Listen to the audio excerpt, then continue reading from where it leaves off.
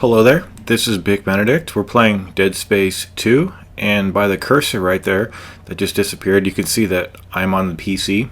I have purchased this from Steam, and I won't be using a keyboard and mouse. I'm using a 360 controller, and this is my guide and walkthrough for Zealot difficulty, which fortunately is unlocked from the beginning. So this is the first sequence here, and this is a no damage run. The first sequence here, you're just sprinting from the beginning of the section, and then you're tapping the A button over here. And this is damage, it's forced damage, so when you get up from the floor, you're going to be in the red. It's just how the game works. When we meet up with the guy that takes his life, then we'll get a med pack. But this is the first save station right here. There's going to be a lot of sections in this guide that are fast forwarded. Any elevator sections, any looting, anything that's not pertinent to helping you get through this game without taking damage. Zealot is the hardest difficulty. I have cleared hardcore on the on the PS3 many years ago. I think it was in 2012. I've also done a guide for Zealot as a tool to beat hardcore, so I'm very versed in this game. But since I haven't played it in like 3 years, about 2.5 years, it's going to take a little bit of time to acclimatize myself to the landscape of this beautiful game. Like, I did Dead Space 1 no damage. I just checked my playlists. It was at the end of January into February, that guide was. And can I do this? I honestly don't know. I'm going to try my goddamnedest, and we'll get it done. I'll do it until I do it. That's how I feel about it. But I won't be employing any cheats or any, infinite no glitches. Everything will be on the up and up, so to speak. And let's do this. Let's have fun. Let's get it done without taking damage. So there's the waypoint marker right here. I turned the brightness up a little bit because this is really dark in here. And the biggest thing I can tell you is to conserve ammo, you have to pull out appendages of enemies that you've taken down. You can do whatever you want. You can throw trash cans at enemies if you want. You can throw money at enemies. That actually works on some of the children that you face later in the game. But we're coming up on the first section here. I've sped this up. And we're going to get the Kinesis module, if memory serves. We're going to use the Kinesis module. See, you want to be looking all over the game for these spears on the ground here. Watch these right here. So you're going to use one to smash the window, and in my recollection, I think the enemies only come from this direction. So you smash it, and then take another one. See their claws and their legs. You can pull those off, and you want to use those to conserve ammo. See, stick him to the wall, pull a piece off his body, and then throw it right at that guy, and then stomp on all the corpses. The melee is right trigger, the stomp is RB. And this section here, I'm going to speed this up, heal right here when it tells you to, and then take a couple of these poles right here, put one down right in front of you. There's two of them, and then the first guy is going to drop right in front of that box across down below where it's that item box, and then this guy is going to come up from here. And these guys are very weak. I think even if you threw a chair at them, they might even go down, because this is just a tutorial, and they have hardly any armor, to their bodies, or any. They're very simple. Like, any touch will make them go down. So loot everything, step on everybody. This game is magnificent. and it even has an invert X axis. So the evil within has no fucking excuse why they didn't put that in there. It's not hard to put that in there. This game put it in there, and it came out like 3 years earlier, didn't it? It was like, when did this game come out? Like 2011 or 2012? Regardless, it's inexcusable. That's why I won't be covering the Evil Within. I'm done with that game. Fuck that game. So I'm going to be doing some looting over here. We're going to go in here, grab the plasma cutter. And I don't think there are any limbs or anything to grab. Just take this guy down. Sometimes they sidestep. See what he did right there? He sidestepped my shot, so I wasted a bullet to pull a piece of his body off. And I believe there's 3 enemies here. See? But you always want to be going for legs and arms. In this game, obviously, headshots are meaningless, but torso shots are meaningless. You know, unless they're at the verge of death, obviously. So, I think this will be a lot harder than Dead Space 1 to no damage. Okay, so this guy here, you might get damaged. So what I would do is just put him out of his misery. Stay back to not get damaged. And I'm really hoping a lot of people follow my footsteps and try this. Because I remember there being quite a lot of hard sections when I played hardcore. However, when you're playing hardcore, you really don't want to get damaged in the first place, because if you're getting damaged, you're playing sloppily. So on hardcore, I don't remember getting damaged a whole hell of a lot. So that does give me some hope. But when you come in here, the best thing to do is to grab this. And I'm actually going to be watching my own guide, because I can't remember all the strategies. I will be using the mine gun a lot to lay traps. I'm a trap layer. It's very helpful. But this guy is going to drop right here. If you wait, if you cross the foyer, you'll have these enemies right behind you. So turn around, shoot this guy. If you miss, just use your bullets. It's not that it's vital that you do what I'm doing here with severing limbs, but it's the meat of the game, and you really have to be doing this, because you know, down the line you might be running out of ammunition. So anyway, yeah, I am very excited to do this, and I hope you are too. So each of these videos will be self-contained. I don't remember how many chapters there are, maybe 12, but each installment that I release will be a full chapter. Now, when you peek through this rubble here, you can pull this box to you, smash it, and then there's also an audio log.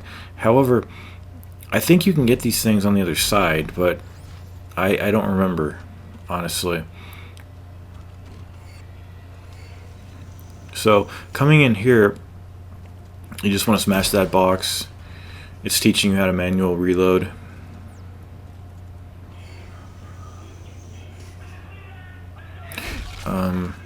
So yeah, my settings are all maxed out. I don't have auto aim on or aim assist.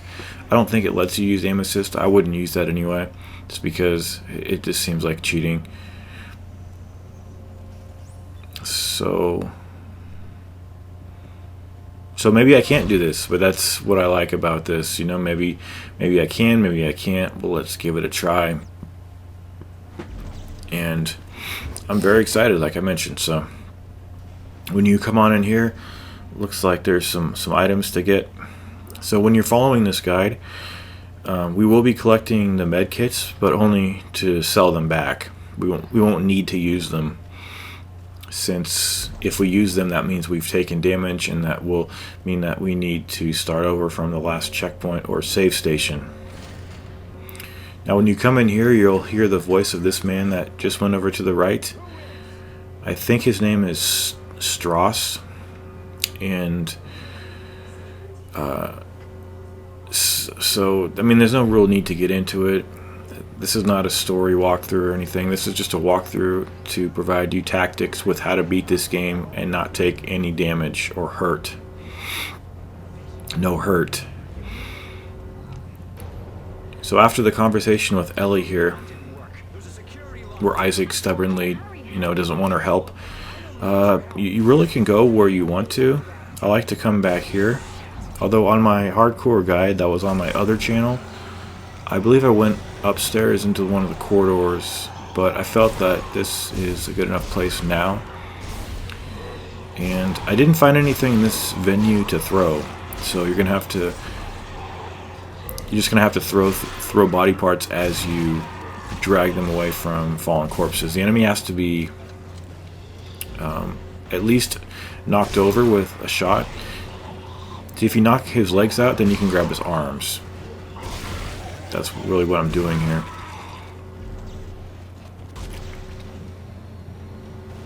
And then I believe that's it. There was about, what, 4 or 5. Nothing to loot over here. Just crush all the bodies. And we're going to go back over here. And if I do this, then I will do the Severed DLC, no damage. So look forward to some great stuff. This is a month of no games coming out. Although The Witcher's coming out, but that game, just that's not a game to me. So this body disappeared. See, he was just at the door. If you rewind that, and we'll save at the save station. There's plenty of spots to save, so save it in triplicate if you have to. Because if you do it that way, then you will, not have to meet up with too many inconveniences during your journey. But this is the first time we're doing the hacking, so I don't have vibrating capacity on my paddle because I've taken the rumble motors out. But this enemy that comes out over here killed me many a time on hardcore difficulty, and whenever you would die without having saved it anywhere, you would have to endure the first cutscene, which is really long. But just take him out, get the stasis here, interact with this machine. Don't go too far. I would say don't go over that red line that's on the ground. Freeze the door, and I'm going to take this over to the next area. These pukers here, traditionally when they shoot their puke at you and they regurgitate in your direction, you use the kinesis module to grab it and then throw it back at them. However, I tried about 10 times over here. I even consulted my annotated hardcore guide, and I didn't see any notations, and indeed I was doing this too. So I don't know why I can't throw the regurgitated matter back, but I will be if it's possible. I just, I haven't played this for a couple years, but I know that that's how to deal with that enemy. But any bodies that you smash that you haven't killed won't give you anything, so never smash anything that is, just any random body that you didn't kill. That's just part of the scenery. It's a waste of time. There's one exception in chapter 13, but that's it.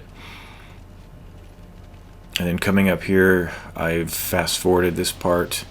Sometimes the elevators are pretty long, but the loading times, I'll have to get back to you on those because sometimes they vary whenever I reset a checkpoint. Also to the left, there is a door that you can open on the console versions if you have the Dead Space Ignition save file, but I don't have that, and I also won't be using any DLC. I think they're called engineering rooms. I also won't, like I said, no DLC because I didn't use any in hardcore. But as stressful as this possibly is, I think it's kind of relaxing too because you always have backup saves and you can always redo any section you want to. There's no permanent state of failure like on hardcore. But when you come in here, there'll be some credits down the hall, and then this guy over here, I remember that he popped up, so get close to him and just take him down, and then we'll save our progress, get the node. And I was tempted to pick up the Seeker rifle because that is my favorite, one of my favorite weapons, the Seeker rifle. as well as the suit that grants the Seeker rifle more power. And there's also an EarthGov Seeker rifle that gives the Seeker rifle, I've said that a lot of times, haven't I? It gives that weapon a +5 damage, and the suit gives it +5, so I think we're looking at 10% damage increase. But I won't be using those. I'll just pick up the items when I get them. So the tripod battle over here is pretty difficult. However, if you have the Seeker rifle or anything like that, it's very simple. But I just wanted to use the base stats because with the slow rate of fire and everything, it makes it for the way that the game is supposed to be played. I just don't want any unfair advantages. So the only two areas we're looking to take care of are his arm area, and he has two weak spots on either arm, but they're small. They're small hitboxes. So what you need to do is just freeze him, fire a couple rounds, press the Y button to use the stasis, or use the stasis recharge module in this room. So it just depends. Do you want to waste your inventory, or do you just want the stasis for free? But once he has one arm gone, then he's a lot easier to kite around the room, and he cannot keep up with you. So we're just going to go back and forth to this wall, very quickly get the stasis, throw a couple of shots his way, take care of that other arm, let him drop, and then move around the room. See, we're out of stasis, but he's too close to the module for us to safely go get it. So we're just going to run around the room, collect all the items, and then just go the same route over here. The safest time to flee from him is right after he is landed. After he does a jump, and then he will do a shockwave on the ground, sort of, and if you're anywhere near it, you get heavily damaged, which in our case means game over. What does he give you? Semiconductor? Okay. So at that store back there, I did sell all my healing items, and we won't be able to use any of the nodes until chapter 2. But I am going to leave this in regular speed because I don't like to end videos in fast forward. But there are some good items over here. There's some credits down there. Also over here, I think there's some credits. A lot of the drops in this game are random, so what I'm getting is not necessarily what you'll get. But that is it for chapter 1. We did it, and we'll get through the rest of the game. I want to welcome everybody to the guide. Leave your feedback. If you have any questions or comments, I always value those and respond in kind. And I will see you in chapter 2. Take care of yourselves.